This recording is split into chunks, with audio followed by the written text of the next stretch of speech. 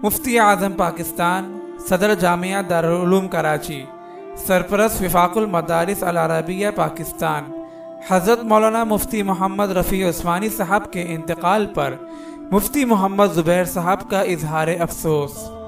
मुफ्ती मोहम्मद ज़ुबैर साहब फरमाते हैं, अफसोसनाक खबर ने सख्ता तारी कर दिया। हमारे हर दिल अजीज़ उस्ताद व सदर दारुल उलूम कराची, मुफ्ती आज़म पाकिस्तान हज़रत मौलाना मुफ्ती मोहम्मद रफ़ी उस्मानी साहब की रहलत उम्मत मुस्लिमा का नाकाबिल तलाफ़ी नुकसान है। लाखों शागिर्द, दारुल उलूम कराची, हज़ारों फतावा, सैकड़ों तसानीफ़ इनके अज़ीम सदक़ात जारियाँ हैं।